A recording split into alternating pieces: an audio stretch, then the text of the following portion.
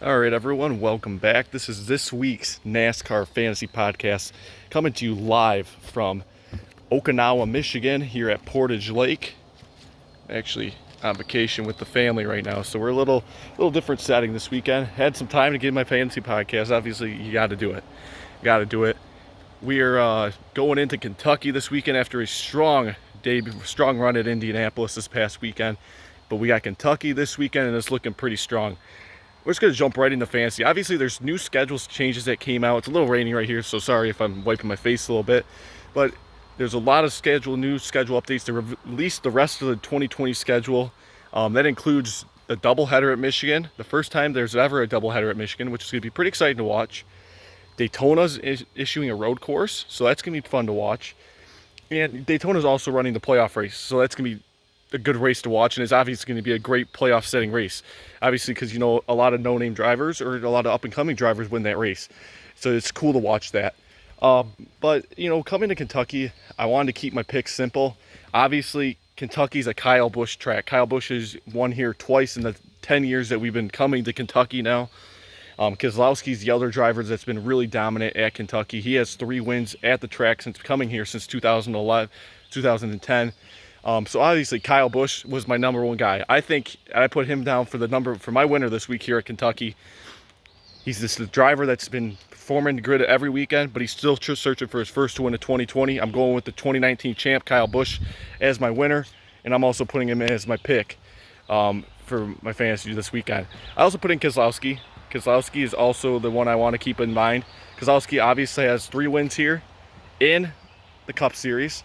He holds the most wins for a NASCAR Cup Series driver at the track. So Keselowski is also one of those drivers I'm keeping in mind. One of the big things that I'm going in with in Kentucky is the Joe Gibbs Racing team.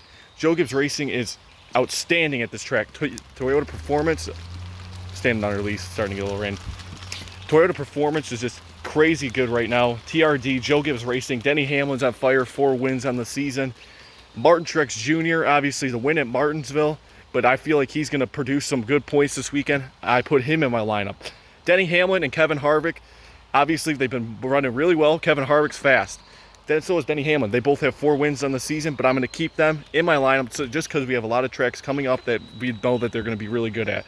So I'm saving those 2 drivers for later on in the season, and obviously you should too. We got New Hampshire coming up, which is a track for both those drivers to excel at.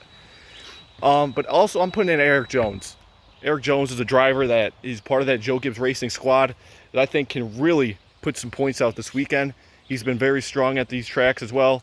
A couple past weekends, a lot of issues that postpone him to getting a win or getting a top 10 finish, but I think he can get it back on that train and hopefully get a top 5 this weekend at Kentucky.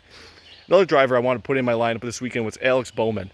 Bowman's strong, and obviously Hendrick Motorsports has been strong with top 10 finishes at Kentucky, and I want to keep Alex Bowman in there. William Byron's another good pick. I want to keep him out and save him for later as well.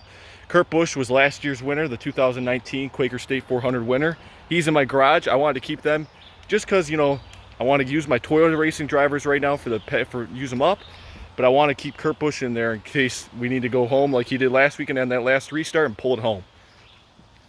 The race on Sunday is going to be at 2:30 on FS1. I hope you guys can tune in. I'm going to be here at Portage Lake till Sunday afternoon.